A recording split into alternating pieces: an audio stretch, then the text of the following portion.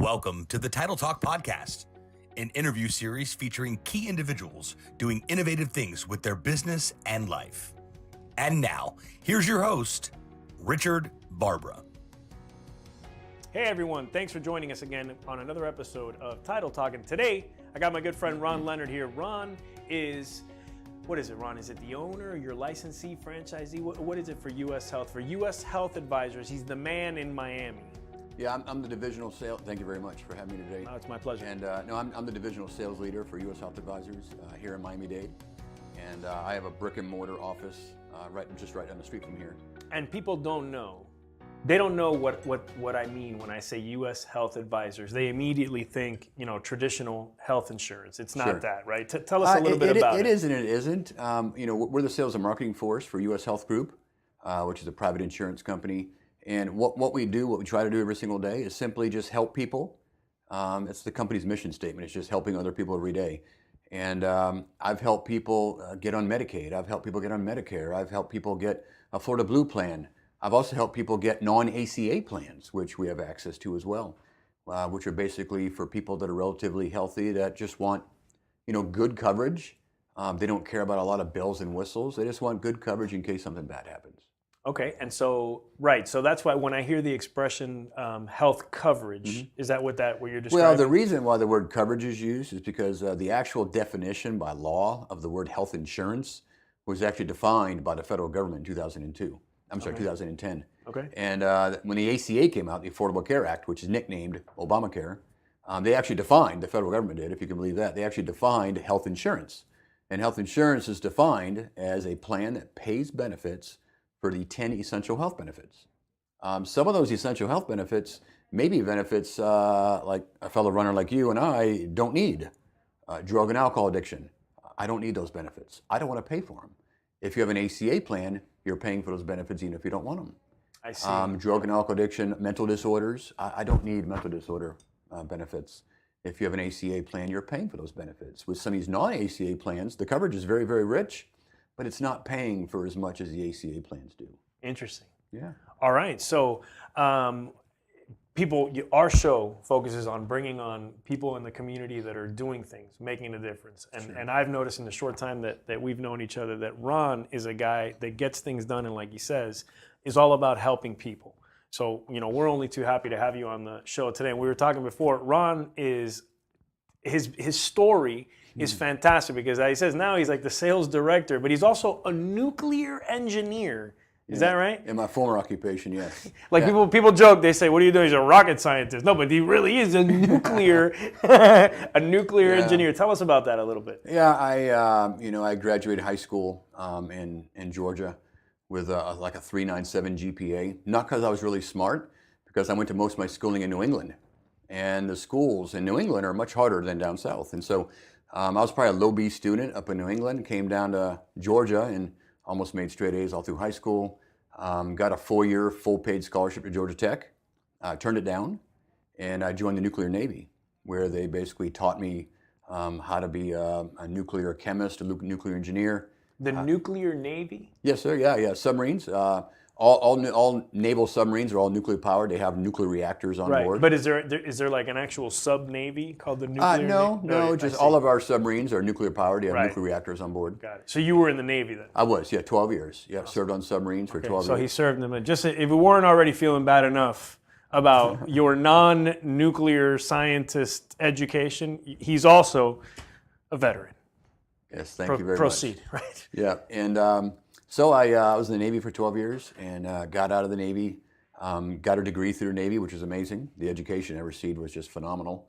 What was your rank when you left? I was an E6. In the enlisted ranks, you have E1 through E9, and I was an E6. And after 12 years, it was either time to stay in for 20, maybe do an officer program, or get out. Right. And the income you can make with the same amount of work in the civilian world is just double what you can in the service. And so I got out, and I was the operations manager, plant manager for a radioactive waste processing facility in Tennessee. And I did that, worked for basically the world's largest radioactive disposal company out of Utah. Cool. And I found myself on a COBRA plan, which is basically, COBRA is just an extenuation of a group plan when you leave an employer. And so I was 9 months into an 18-month COBRA plan for my family, and I was paying about $2,000 a month Right. for a family Yeah, of it's 4. super pricey. That's a lot of money for people that are relatively healthy and take care of themselves. And I'm of the belief, if you take care of yourself, 70% of all sicknesses are actually preventable. And so if you actually take care of yourself, you should be rewarded for being in good health. And so I actually stumbled upon, it was happenstance. I actually stumbled upon the health plans that I now help people get approved for. And I've actually been a client of my company for 3.5 years. I've only been with the company for 3. And so, I was making a great income as a nuclear engineer, but I'm also very ambitious, very entrepreneurial. And when I found out how good the health plan I had, how good it was, and that I was saving nearly $1,000 a month, I then did some research and said, well, what kind of money can you make in insurance? And when I learned about the company and the compensation and such, I got my license and I left the nuclear industry of March of 16 and never looked back. Wow, cool. It's amazing. That is amazing. So where were you? You were in Utah, you said, or the company was in Utah when you left there? Yeah, the radioactive waste company was in Utah, and I had relocated to southern New Jersey, working out of my home. Got tired of the winters. I see. And loved the beach, started taking up surfing, and then we actually took a cruise out of New York City. It was a Norwegian cruise back in, 2010. And we actually stopped in Port Canaveral up in Brevard County. And we drove around for the day, and my wife and I were like, wow, this is Probably beautiful. moved to Florida. This is beautiful. And that cruise was in April. We moved to Florida in October. And I own a home up in Brevard County to this day in Cocoa Beach. So you don't live in Miami? I do. Oh, you do? Yeah, I live in Miami. I live in Miami. I also have a home in Cocoa Beach. Nice. My wife and kids are in Cocoa Beach. They come down every single weekend. Cocoa Beach is a great spot. It is. And the home of like Ron John, right? The original Ron John's. It's open 24 hours a day. It's right down the street. And the world's greatest surfer in the world, Kelly Slater, grew up, just a few blocks down from our home. Yeah, it's a very cool beach town. It's really neat. It's a very slow-paced. I love Miami. Well, right. Well, you got both. You got both. All right. And so also B&I member? Yes. I came down to Miami in December of 16 after I've learned the health insurance industry really, really well. And I'm very ambitious. And so I said, I want to start my own office. I was given a couple options, Atlanta or Miami. Miami's an easier drive. It's tropical. It's beautiful. It's like a melting pot of the world. It's like a miniature New York City, which I love New York. Yeah. And so I came down here in December of 16 with myself and nobody else in a 17-foot U-Haul and basically started my own company, if you will, and now have a staff of 85 agents. 85 agents in less than 3 years' time. Yeah, 2 years. Yeah, a little more than 2 years. Almost 2.5 years now. And I got introduced to B&I in June of 17. I'd never heard of B&I in my entire life. Yeah, and for those of you who don't know, B&I, Business Network International, it's a business networking group, right? Yeah, it's the greatest networking. I believe it's the greatest networking organization on the planet. Anybody who's trying to build their business, if they're not part of a B&I chapter, part of any kind of networking group, you're just leaving money on the table. You really are. And so I sat down at a visitor's day at B&I South Beach when they met in Jungle Island. And I sat there and sat through the meeting, and I knew I filled an application and I applied for membership to that chapter that day, and I never looked back. And now I'm 3 weeks into a year term as president of my chapter, so I love it. Cool. And at South Beach? Yes. Yeah. Okay. And you have agents in other chapters, right? I do. Yeah, 29 chapters in Miami-Dade, and I think we're in 21 of them.